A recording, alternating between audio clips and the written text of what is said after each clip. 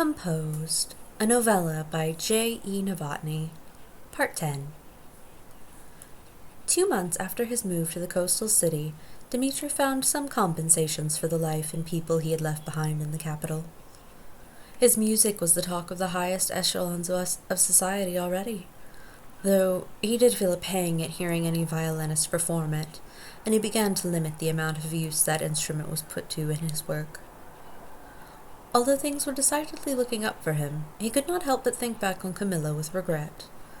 As he stood alone in his rented apartment, staring at the docks in the distance with the sea looming larger than all, he always returned in his mind to the forest clearing in winter and the sounds of her improvised violin music. It haunted him as he tried to sleep. He would go to the beach and sit with his nice linen trousers getting sand in the seams and seawater in the buttocks fabric. For hours he would sit there watching the waves roll in and wishing the song of the seagulls could drown the sound of his memories. He wrote pages and pages of music, trying to capture the charm of Camilla's free-form notes.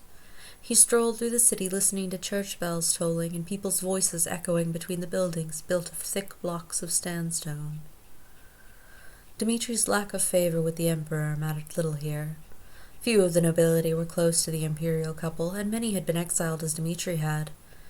He found a circle of people ready to welcome him and hear the music he wrote. A few songs for the piano here and there, a concert for a 3-piece set, for which one of his new friends organized a concert evening. Small things, little bits that he drew from his brain despite a heart that wanted no part of music or society. He often thought of hiding away in his apartment and simply wasting away in solitude. But then another dinner invitation would arrive, or someone would inquire about the new music he might be producing. Slowly, slowly, he allowed the sunlight and the sea breezes to wash away the memories of snow and mud, of a smoky little fire in a dark cottage. Of course, the more bits his new environs washed away, the more that he clung to the memory of her arm in his, their brief touch of lips, the way it felt to collaborate with her on a piece of music, the slight floral scent she carried with her everywhere. The more he forgot, the more he remembered. Still, with time, he would forget his violinist as surely as she would forget him. Or at least, so he told himself on those dark nights sitting on the beach. 3 months after Dmitri's abrupt departure, Camilla returned to the clearing. She had written to Lord Matthias to inform him that she would not be making use of his hospitality after all, though she thanked him kindly for the offer. It was now summer, true summer. The woods were thick with leaves and birds. The clearing was filled with stalks of grass reaching up to her hip, dotted with wild flowers and buzzing with bees. A hummingbird whizzed past her head as she set the violin case on the stump at the center, which was nearly overcome with the grass and flowers around it. A sapling had sprouted that spring, and it was now waving as high as the grass right beside the old stump, which was beginning to show signs of rot and decay. She rosined the bow before pulling out the violin itself. Her gaze wandered among the trees as she went through the motions of preparing to play. She couldn't help looking for him, searching for his shadowed figure among the deeper shadows of the trees. She shook her head and set her instrument in place.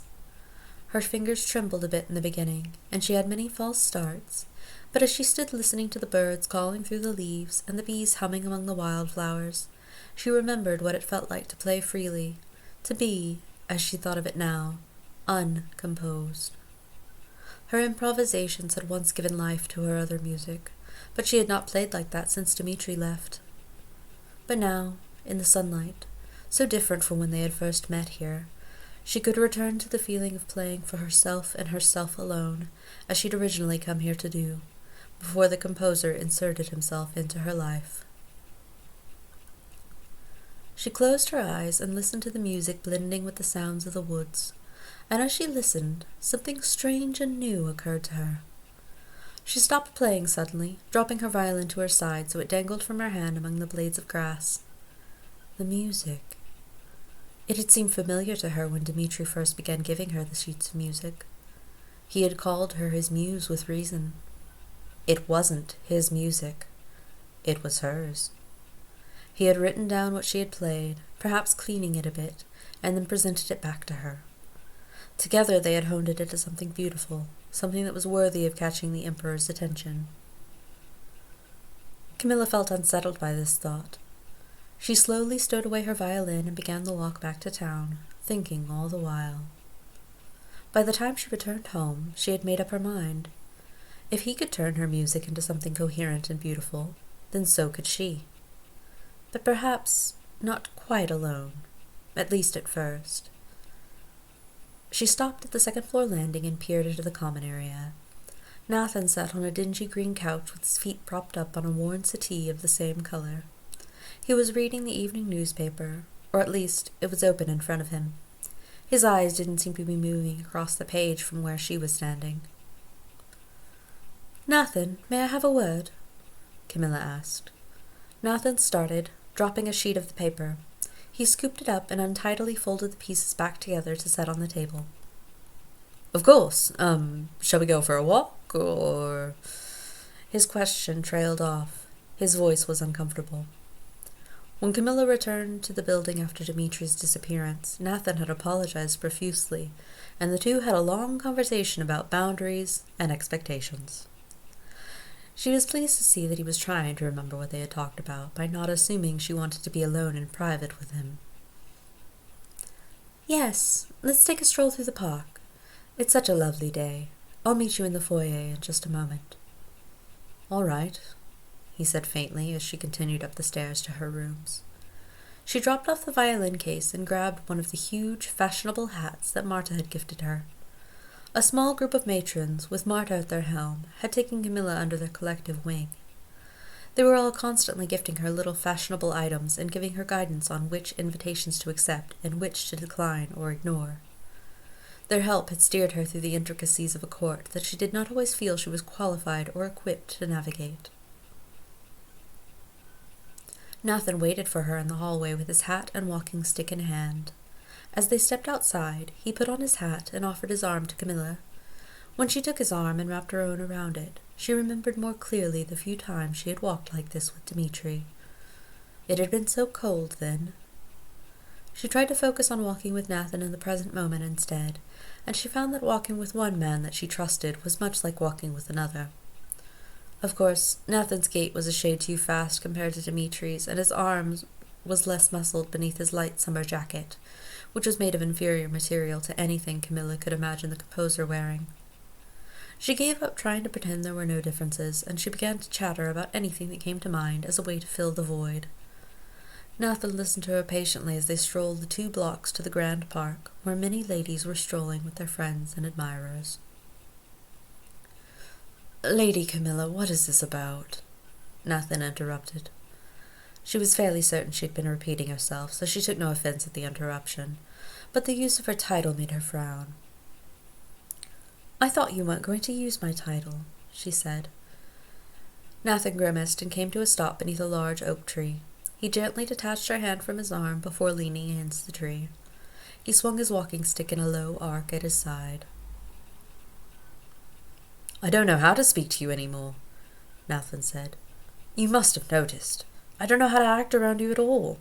You're a lady now, and you've made it clear that you want to be treated as such, and yet you still want your old camaraderie.